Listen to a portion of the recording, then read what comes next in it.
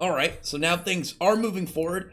I can understand some of the people that were saying how this fight was dragging on a little. I don't agree, just because it's the final fight of the series, at least from what we can assume. You know, it's Muzan, and it's been built up showing that he's just a all around unyielding force in terms of, well, his power, unyielding, unrelentless, or unrelentless, relentless rather, of it, just a terror. But now all these things really stacking up all against him, which I like that it's just a bunch of other variables all just colliding into one spot in order to go after Muzan, where it's not just the main character's efforts in this. You have Tomeo and like her the concoction that she made with Shinobu that's now just like drastically weakening him by making him age rapidly, and Tanjiro going up with aid of Igoro to wound him as much as possible and to hold him there until the sun comes out to where they can kill him.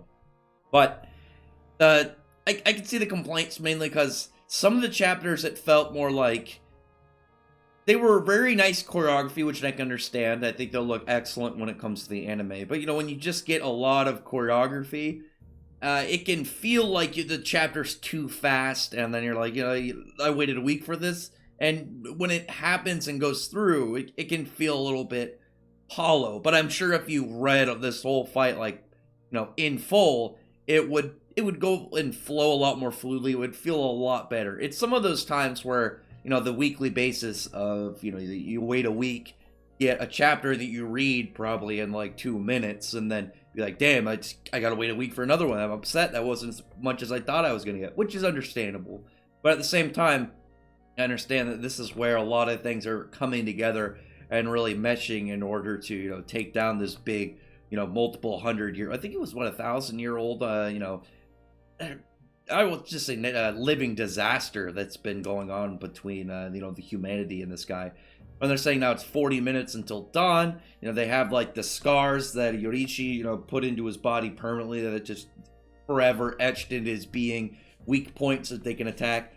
Muzan did what I was hoping he would do, and he was retreating. He's not a guy that lives by like honor or pride. He's like, no, he's a guy that goes to live. And in the spot, he was cautious, and he's like, I'm just going to get out of here. I'm in a dangerous place right now. I need to get out of here. And really, if he escapes, the worst thing really that happened was his moons were killed, which obviously it's like, damn, you lost your subordinates, but he can easily rebuild. He doesn't age. He has all the time in the world to create more. The only one, again, that I think that is irreplaceable was Kokushibo, just of all the things that really tied into him, and obviously him having the Demon Slayer mark on his body, and then forever having it as, a demon with that big boosted power. But while he's running away, he's like trampling on all of these fallen Demon Slayer people, just like, crushing all their bodies as he's just stomping through them.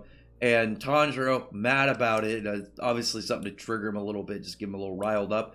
It starts grabbing their swords and starts just throwing them at them like javelins. He's got to stop and deal with them, otherwise they're going to impale him, cause him to slow down and become more of an issue. Then Igoro just comes in, he's still got the red hot blade, stabs him right through the chest, is able to wound him, and here they come, still Tanjiro and him, tag teaming and just laying an onslaught on him. And I actually really like this. And I don't mean just like the idea of like, oh yeah, they're team fighting against him. I really liked that when it came down to it, you probably would assume it would be like Giyu or, Zenitsu and Inosuke being the one to really fight with him at this point, or even Himejima because he, is the top pillar. But Igoro being, the one to really kind of play like a heavy role right now during these final moments is actually really surprising. And I like that because it was a character I don't think anybody would have really seen as being this vital into what's going on, like in the final throes of this fight. But they're able to get the little scrolls when they're kind of having a little issue with them, trying to catch him. And we know that Muzan is aware of them. He knows that they're dangerous, but Tanjiro losing hold on them. But thanks to the MVP Snake Boy, he's able to grab them, put them on him, and then hide his presence for Muzan. And It does look cool when you have this white snake and then the little fire dragon from their respective attacks kind of combining together and really circulating to go after him. But Muzan knows that he's in like a really bad spot. He's running out of time. He's injured. These guys are all just laying it in on him like one after one. I'm surprised he doesn't try and like burrow underground, or maybe like instead of just doing a straight shot, flee through the buildings, try and like, you know, duck and weave, try and just get all around like a distraction, throw him off instead of a straight line. Because the straight line, obviously, you're going to be able to know where like exactly where it's going. And that's where Tanjiro, you know, throwing the swords at him, he was able to kind of just, oh yeah, no, he's going into straight. I just got to throw these at him. You know, if he played a little bit more, you know, had a little bit more maneuverability in there, then he would probably be able to, you know, not get stabbed in the chest. But as it were, at the end of the chapter, now you have Nezuko showing up to the fight, and she's got one of her eyes like human. So I'm wondering, like, how exactly is she gonna play a role in this? Because her demon self is actually pretty powerful. We saw, you know, it was around moon level, like upper moon level. So, like, if she was able to, you know, buff herself up, get that, like, horn with those, like, I actually really like those, like, vine, I don't know what kind of plant that is, marks that go around her body. I'm hoping, you know, she plays a role in this, because she hasn't really done anything this whole arc, and I think she really needs to play, like, a large role in the defeat of Muzan. You know, you have her and Tanjiro, you know, where the story started, ending it, which would be really, you know, give some nice callbacks as well. But other than that, very fast 3-chapter. Like I said, I can see where some of the complaints come from. Not truthfully, but I can kind of understand their logic. I don't agree with them, but I can kind of see where they're coming from.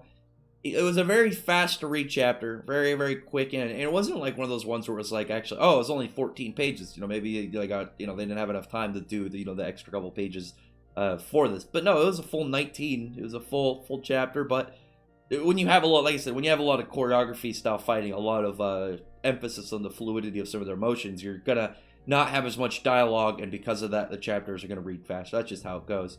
But other than that, comment below. Tell me your thoughts are about this chapter. Tell me your thoughts about what's coming up. Do you agree Nezuko, I think, needs to play like a big role? There's a lot of people I know that don't like Nezuko right now because she's overhyped. But I think she's fine, but she definitely hasn't had a whole lot going on for her in a while. Because this whole arc started, what, like 60 plus chapters ago? So more than a year of her just being there and just kind of sleeping and not doing much. But maybe soon. Other than that, comment below. This is the video. From the like button, subscribe button, and check out my other videos. But I appreciate everyone's already subscribed, and I thank you all for listening. Bye.